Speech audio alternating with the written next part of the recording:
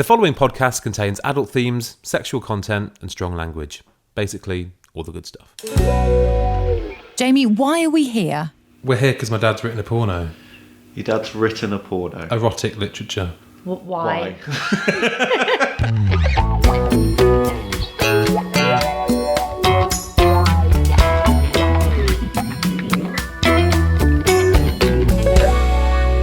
Previously on My Dad Wrote a Porno.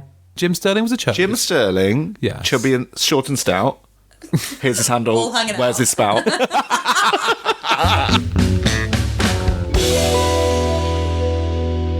My name is Peter, he said, and quickly bowed. As is traditional in Holland. So he began using the mud to mark Belinda's tits, ass, mouth and ears with symbolic signs.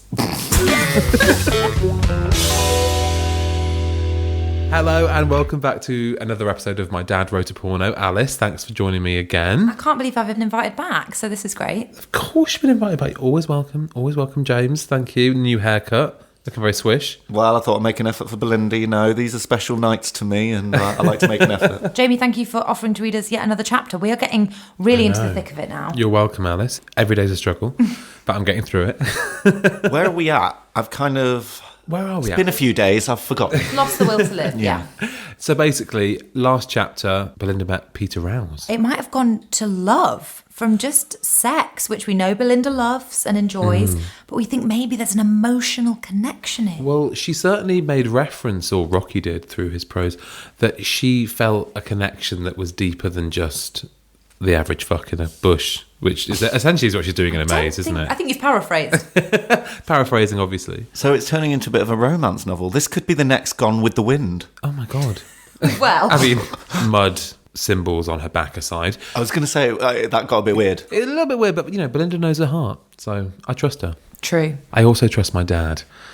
I mean... Really? Wow, That has... I that mean, makes one. Let's take some more. maybe not as much as I used to as like a young boy when he would take me fishing, but I have understood him on a different level, certainly, throughout this process, which has been interesting. Okay, so, are we all ready? Belinda blinked. Chapter 8, The Tombola. Oh, yes. I totally forgot about the tombola. Get your tickets. There'll be nothing light and innocent about this.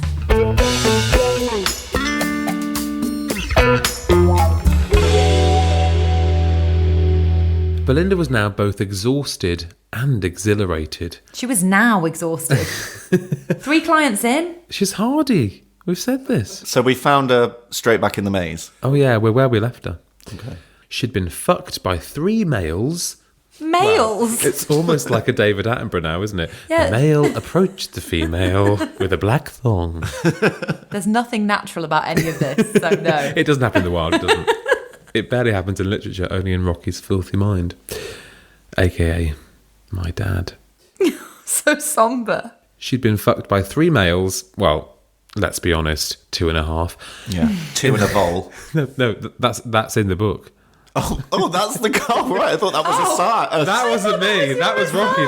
That was all Rocky. Rocky's a little bitch. Catty Rocky, meow. Maybe I should start again to give you the full flow. Belinda was now both exhausted and exhilarated. She had been fucked by 3 males, well, let's be honest, 2.5, in the last 2 hours and had been totally mesmerised by one of them. The vole. We all were. We couldn't take our eyes off it. Couldn't put her eyes on it. It was so small. She also had a 6th sense that she could never opt out of the special relationship Peter Rouse and herself had developed in their short meeting. But for all that she was completely up for it, Peter was a successful, dominating character. And come to think of it, so was she. She's basically met her match. Yeah, that's what I like about that relationship. It feels like they are 2 very equal parties. I don't know. I think that's, 2 dominating partners. Surely you need 1 passive, 1 dominating. I don't think it's going to work out. I foresee problems on the horizon. Speaks volumes about your private life, James, but okay. Can we stop talking about my sex life, please? Passive is the James character. Are you on the hunt for Peter Rouse? Now relaxing against the trellis. As you do. Because it's quite the place to relax. Yeah, get a bit of sunbathing in, why don't you? She pulled the parcel string sharply and it fell to the muddy ground. That was secure then. After all that, she might as well have just been stood there. She slowly twisted the plastic handcuffs and they fell apart, and she bent down to pick up her tennis outfit. How strong is Belinda? And then she ripped the trellis in two. She's the female Hulk all of a sudden. And then she punched Alphonse. It was a real mess. Tell me about it. I think it's a tennis outfit. I meant the whole thing from chapter 1 through to present day. Yeah. It was a real mess, but for decency's sake, she put what was left of the shirt and dress back on. What? So she just kind of draped the Just one rags sleeve. over her? She knew Tony would be here any minute to bring her back to the barbecue area, and then she could get back to her lovely bath at her room in the Horse and Jockey. Soon she heard footsteps coming through the maze, and thankfully it was Tony. He was in a black thong. Hello, Belinda. Oh, hi, Belinda. Let me guess. We could write it, James. She's still not had her wicked way with Tony, has she? Oh, Tony. Giselle always gets in the way. Maybe, Yeah. maybe this is the moment. Oh. Thankfully it was Tony. He had a large smile on his face. I bet he did. You're a star, Belinda. Those 3 guys you just entertained are over the moon with you. Entertained. Yeah, she didn't do a song and dance number. To be fair, she's entertained us. She's done everything but song and dance, to be fair. She's done the whole razzmatazz. They're over the moon with you, and the other girls have done good as well. Other girls? Sorry? How many trellises are there? Are there different mazes, different places? I don't believe it. This is a twist I didn't see coming. I bet she doesn't feel very special now, does she? What do you mean, other girls? I'm with Belinda. Didn't you know? Giselle and Bella are here as well. It's not just you. She will have got the lower ranking executives, though. She won't have got somebody with 300 outlets. And will she? hardly a trellis. She'd have been on a bit of wood, probably. It's not just you. It's your Glee team as well. Glee team. What does that mean? It seems fruitless to ask that question while we're reading this novel. Oh my God. It's like I'm preempting Belinda at every turn. Tony, what do you mean by Glee, by Glee team? I love that it's like a call and answer session. Rocky's anticipating basically the knot of language that it is, and so now realises I'm going to have to explain my every turn. Tony, what do you mean by Glee team? We're all just girls out for a good time, and I need a bath. More to the point. Tony looked at her and decided not to comment on her condition. Very good of him. He had never seen so much mud stick to a person. And what were those symbolic marks on her face and thighs? Tony, if I had £1 for every time somebody asked that. They soon reached the barbecue area, which had been transformed into a Roman-style amphitheatre, with over 40 people sitting around on chairs. Having a On hot chairs? They had chairs, James. It was such a formal affair. They soon reached the barbecue area, which had been transformed into a Roman-style amphitheatre with 40 people sitting around on chairs. They were mostly clients with their wives. I bet those wives are having the best day out ever. Jim, where have you been? Why are you covered in mud? Alphonse, you've been gone for 45 minutes. They were mostly clients with their wives, who had, up to this point, no knowledge of the sexual adventures which a few of their number had been allowed access to. How could they not know? I mean, you got Belinda moaning and a groaning from the maze, which can't be that far away. Absolutely. Someone's blowing a whistle all the time. Belinda sat down on a chair, A chair? He really paints a picture with words. which Tony had found for her. Well done, Tony. She looked around and tried to locate Giselle and Bella. They'll be the other muddy ones, probably. Belinda gasped when she recognised Giselle. What? Why? Her beautiful blonde hair had been, to say the best, remodelled. I also love the saying, to say the best, which is that's not a saying. phrase. By perhaps a maniac with a twist for the dramatic. 3 question marks. What Oh, the hell? unorthodox. 3 Rocky's question lost marks. his shit. So her hair's been remodelled perhaps by a maniac. with a twist for the dramatic. That's how I describe your hair. So if we just look at Alice, we can kind of get a sense of what Giselle's is looking like. Oh, the poor thing. What's she been through? Giselle, that is. What have you been through, Alice? Belinda gasped when she recognised Giselle. Her beautiful blonde hair had been, to say the best, remodelled. Stop saying to say the best. By perhaps a maniac with a twist for the dramatic. Her dress had seen as much wear as Belinda's tennis outfit and was being held together by a few safety pins. Where did she get those from? Yeah. Thought ahead. Yeah, see, Belinda's a novice. Giselle looked up and saw Belinda staring at her. She smiled and stared back at Belinda's equally disgusting condition and torn clothing. Girls, you need to stick together and stop, slagging off each other's Yeah, outfits, you know? silently judging each other. Bitch stole my look. Mean girl vibes, just you look a mess. Also, maybe don't just stare, but maybe just say something. I don't know. Maybe greet each other. I think they're across the amphitheatre. Oh, across the sea of 40 people, the huge crowds. On chairs, come on. Oh, sorry, on chairs. I forget about the chairs. It's hard to navigate such a scene. I didn't see the chairs coming because there was no reference to those in the blurb. No. They've really come out of the blue. And there was a reference to everything else. Belinda thought perhaps she had gotten off lightly. But why was Tony so happy? Giselle was his girl, and she seemed to be in a bit of a state. Why does Belinda always think she looks better than Giselle? She's always like, I look better. Slightly better boobs. Yeah, step off, Giselle. Belinda gave Giselle a thumbs up. And Sorry, no one does that. Thumbs up! and looked around. Have you been at a for Bella. Shagathon too? Thumbs up across the amphitheatre. Thumbs up for Shagathon! Belinda gave Giselle a thumbs up and looked around for Bella. I'm done with you. She soon spotted her, and to be honest, Bella didn't look much better than Giselle. Oh, God. Though her hair was intact, her outfit was... Intact? What do you mean? What? Ripped it out as a skull. Is Giselle bald? I don't think so. Just how- remodelled, right? Intact? Just how remodelled has Giselle's hair been? Giselle's got a toupee on. So Bella's hair's intact, but... Oh, God. Her Should we body's read on? intact. Should we find out? Should we find lost a out? limb. Though her hair was intact, her outfit was sporting half a dozen safety pins. Where is everybody getting all these safety pins from? And why did no one offer one to Belinda? Is there a haberdashery in the maze? I bet Bella and Giselle brought a box of safety pins and didn't tell Didn't Belinda. share. And they're like, screw Belinda. Maybe Literally, Belinda will get screwed. maybe it's an annual tombola. Maybe this is Yeah, just yeah. run of the mill. Yeah. Also, can I just say, during all this, when obviously they look like they've been dragged through a hedge backwards and then shagged up Literally. against a trellis, which is exactly what's happened, all the wives are just sitting around drinking pims going, On their oh, chairs. those ladies have had a rough ride here. They must have got caught in the rain. They're half naked and covered in mud. And that girl's had all her hair ripped out. And they're just enjoying their cucumber sandwiches. Bella's face was, however, covered in red lipstick, as though another maniac had tried to apply it.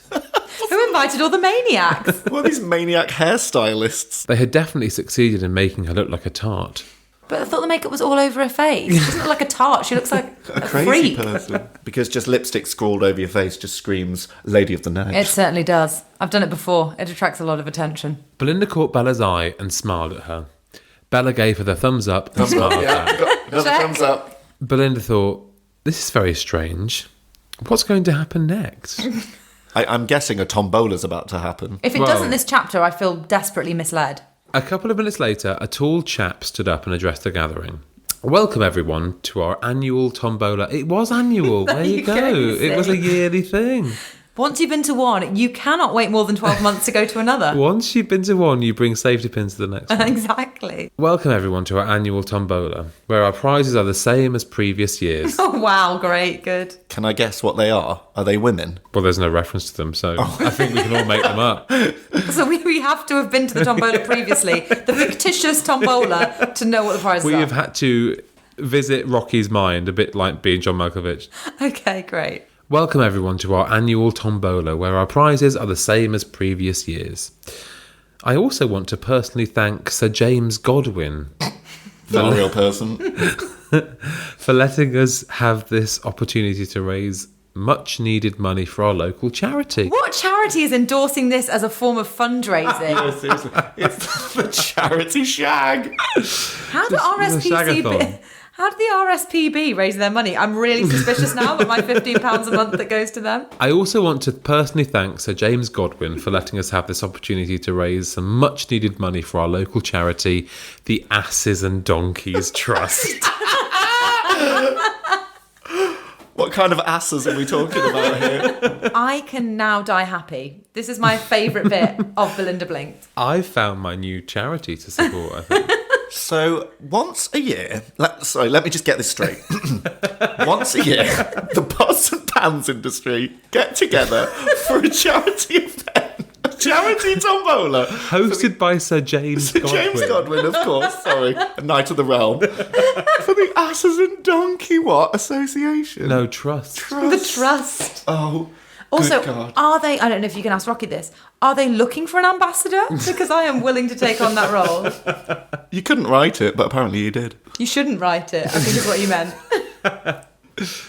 Now, please remember, as your prize is a real person, You win a human being. apparently so, you will only get your servant for the time period of 12 hours. Why does he 12 say it like that? The highest bidder from this audience for each individual prize gets to take them home. The audience clapped enthusiastically. Oh, good. All those wives. Yeah, woohoo! The tall man continued, "There is only one rule, and that is that we have a safe word. They have a safe word. A safe word which, when uttered, means the owner stops the directed task right away and the servant is released from their 12-hour duty." Can I just say, as you know, I've been to a lot of tombolas. This is the first time I've heard of it. Yeah. Most tombolas don't require I've a usually safe paid my word. 50p, Got your ticket. got my half-used bottle of body lotion and gone on my merry way. There's never been a safe word involved. But if that's how they roll at the Asses and Donkeys Trust, that's fine. That's none of my business. The downside of that is the servant has to match the donation paid by the bidder to our charity. What, to be able to have a safe word? I thought there was one rule. It seems to be two rules. And the rule is negated by part A of the rule. The downside of that is that the servant has to match the donation paid by the bidder to our charity. We all win. Well, the Asses and Donkeys win. I don't think any human being wins in this situation. Okay. Yes. Now, Putting every word in. Is that just to himself? Okay, yes, I can continue. Good. we all win. Okay. Yes. Now, please remember... I don't know why that's so funny. It's really tickled me. Now, please remember, girls Girls. and potential owners, the safe word is thimble. Yes, thimble. Thimble. Yes, I did just say Okay, thimble. yes, thimble. Anyone? Yes, thimble. So everyone's got the same safe word, thimble. Yeah, the safe word is thimble. Yes, thimble. Easy to remember. It stops you from getting pricked. Oh, lovely. Little joke from the tall man. That's that's very good, bravo. The crowd groaned, unlike my guests tonight, who both laughed. Tough crowd. Great joke. Loosen up a bit, guys. It's going to get a lot heavier than that very quickly. The crowd groaned and started clapping. Belinda Blink. Belinda blinked. Of course you did. She was intrigued. Doesn't take much to pique Belinda's interest. She quickly thought, who would I pick as my prize? Ooh, Tony? no, Bella? no. No. Sir James Godwin. And boy... She's never met. He could look gross. And boy, would I enjoy that scenario. Today we have 3 servants on offer, and to find out who they are, and take note, it could be any of you here, I want you all to look under your chairs and see the number attached to it. What is it? The price is right.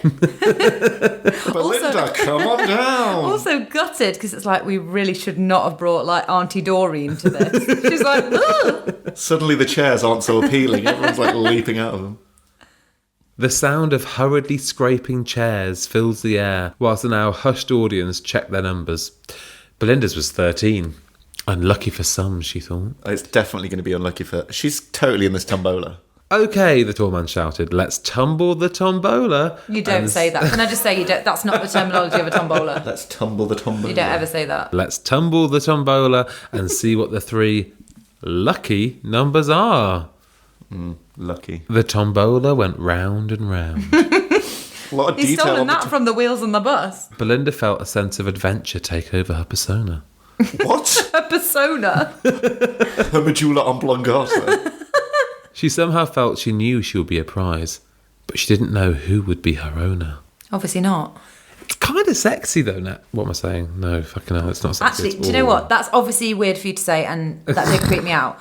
But I know what you mean. Like, I want to know. It's intrigue, isn't it? It's like, maybe it's just like the narrative device that's starting to kick in. We're like, oh, who's going to be the winner? What is wrong with you two? I don't know. Something's just come over me. The first number is 22. I repeat, 22. Would the person sitting on chair number 22 please stand up? Is this a tongue twister? It's like that bit where I someone feel goes, it is, yeah. Would the person with the blue Volvo please collect me? It's parked right across the entrance. It's parked across the maze. Belinda looked around to see who the lucky person was. Who was it, guys? Come on. Bella or Giselle? It was obviously. Giselle. Yeah, of course. And as she stood up, a safety pin fell out. Out of where? A safety pin fell out, revealing a beautiful right breast to the crowd. Of course it A did. ripe breast. Right. The right one, not the right one. Oh, right. I'm sure they are ripe, but it was the right. An appreciative murmur came from the men, Oh, good. which saw many of the wives elbowing them in the ribs. Did they dare bid for her after that? Belinda thought. The second number is 37. I repeat, 37. Bella stood up. Yeah, obviously. Oh, God. No kidding. Her safety pins held, and Belinda... Can I just say, fix! Bella stood up, her safety pins held, and Belinda started to smell a rat. Was it a rat? Or, It was the vole again, but never mind. The third number is unlucky for some. 13. She's already stood up. She knows it's her. It's fine. Belinda jumped to her feet, ready to go, wondering who she would be a servant to for the next 12 hours. Her torn shirt fell wide apart, revealing her breasts, and her tennis skirt flapped wide in the mounting breeze, revealing her pubic hairline to the assembled Hairline? body. Okay. You lost me from this is chapter 8. Thimble! I'm done. That's too much. That's too much. I'm out of here. Very good, very good. I'm over it. Her tennis skirt flapped wide in the mounting breeze, revealing her pubic hairline to the assembled body. But she didn't care. She was Belinda, and she was going to make sure a big butch man took her home. Don't like her talking in the third person. No, like she's some sort of like superhero. And also one name now. She's dropped the Blumenthal. Now, said the tall man, this is where we make some Tall man. This is where we make some money for our charity, as the rest of you can bid for their services. But firstly, do I have the agreement of these 3 very fine ladies to be coerced into these important roles? Fine ladies. We've already established they look like an absolute train wreck. One's covered in mud, one's bald, and the other one's got lipstick all over her face. I'll take the scarecrow with alopecia. I'll take the one with the face paint gone wrong. The naked one with no shame. Dipped in chocolate. Belinda thought, what the fuck? I'm with her. That's exactly what I'm thinking right now. This might be fun. Oh.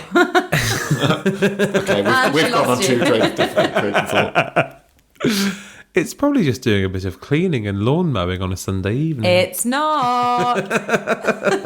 Does she not know what novel she's in? Does she not know who she is? It's probably a bit of cleaning. Probably some light chores. She shouted out, yes, I'm game. Whilst Don't be too keen, Belinda. No one likes someone who's like, over enthusiastic. Bean. whilst covering up her private parts with her hands and arms. So she said, I'm game, and then tries to cover herself up. Yeah. Is he? Oh, he's counting boobs in the private part. Boobs and the pubic hairline, yeah. Yeah, just the hairline. Not the actual vagina. Yeah, the vagina's between the two fingers. Oh. The hairline's being concealed. I don't understand. The other two girls followed suit and happily agreed. The tall man bowed to them. Bowed to them. Making him almost normal height. And someone banged a gong. What is it, like a Chinese ritual or something? The tall man bowed to them. Thank you for your noble assistance. Our charity, the Asses and Donkeys Trust, is much indebted to you. The bidding quickly started, with Bella, and she soon went for £350 to the American Jim Sterling. Oh, poor Bella. Bella. But she Poor doesn't Bella. know. She doesn't know. Talk about short straw, literally. Thank you. I'm here all night for the next 12 hours. 350 quid, not bad. And Bella soon went for £350 to the American Jim Sterling, who Belinda thought could do with a cock transplant. Oh, wow. And very soon at that. Doesn't mince her thoughts, does she, our Belinda? Can you have a cock transplant? Giselle went next for £300 from Tony, of all people. Definitely a case of protecting his own. So Tony bid on Giselle, who's kind of his bit anyway, Yeah, his they are girlfriend together. or whatever, but only bid 300 quid. Less than Cheapskate. Bella. Oh, God, yeah. Embarrassed. Awkward. Bella doesn't even have a proper identity. She's one woman 1 minute, one woman the next. But Giselle, she's got a body to die for, let her work it, or whatever it said in chapter 1. But she's now bald, so... She is plucked. Then it was Belinda's turn. Oh, Lord. Oh, God. The bids started slowly. £1. Can I use this shrapnel? I've got a pocket of change. I've got some traveller's checks. Sorry, love. Do you accept postal notes? They're legal tender. Would you bid for Belinda in the state she's in, bless her? The bids started slowly, and Belinda couldn't believe her body was that bad. Perhaps it was all the mud. Where was her butch man? Butch man. Finally, she went for £200 from a lady... A lady. from a lady dressed in a white linen trouser suit and a Panama hat. Okay, gutted for 2 reasons. Thimble. One, the man from Del Monte's just won you. 2, you've gone for the cheapest price. Oh, I'll be honest. Finally, she went for £200 from a lady dressed in a white linen trouser suit and a Panama hat called only the Duchess. Yes. Duchess has finally arrived. Yes. Bloody time. With Belinda sold, the tombola was over, and the 3 girls were taken away to start their 12 hours of duty. The now devastated Belinda... Oh, she didn't get the butch man. Not being funny, but she went for 200 quid for 12 hours. That's actually 16 quid an hour from the Duchess, who I think's got money to splurge. Yeah, you would hope. She's not getting paid. Let's go to the asses and the donkeys. Oh, you're very right. this is You true. are. She's doing it for them. The now devastated Belinda was immediately led to a hose pipe near the stables where the Duchess stripped her of her torn skirt and tennis shirt and hosed her down. She roughly fondled Belinda's tits and ass in the washing process In the washing process. As they all do. with a long-handled brush and Oh. then pushed her, still naked, into a horse box. Oh, well, at least she's had a good clean. Long-handled brush. I don't think that woman should be around horses, never mind around Belinda. With the rear tailgate down, it was obvious that it had all been planned in advance. Instead of straw and manure, there was a sofa and drinks. Upmarket horses. Oh, please, come in. I'd probably say yes, that's not how it usually is. Sofa and drinks. Albeit chilled, tinned gin and tonics. Well, you know, they are outdoors. You can't have everything. Beggars can't be choosers. I like a gin and tonic in a tin. Drunk in the park at night. The Duchess rudely pushed Belinda onto the sofa and offered her a drink. Clearly, good breeding doesn't lead to good manners, does it? That's all I've got to say on the matter. The Duchess rudely pushed Belinda onto the sofa and offered her a drink. Belinda nervously poured the can down her by now parched throat.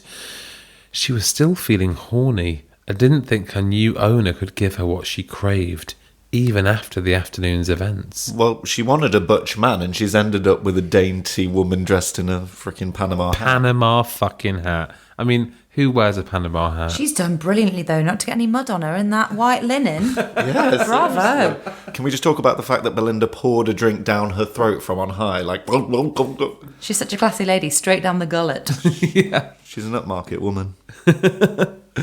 Quite a lot of the can didn't get down Belinda's throat, There and you she go. made sure the liquid trickled down her neck onto her breasts and then into her tummy button, Oh, where it pooled, overflowed, and ran down the track of her black pubic hair into her vagina. Into to? Vagina. That's going to sting, isn't it? And also, is there some kind of vacuum? Sting, it's not a wound. No, but like alcohol and, internal bits. Yes, if you've got some kind of sore down there, why would you think it would sting?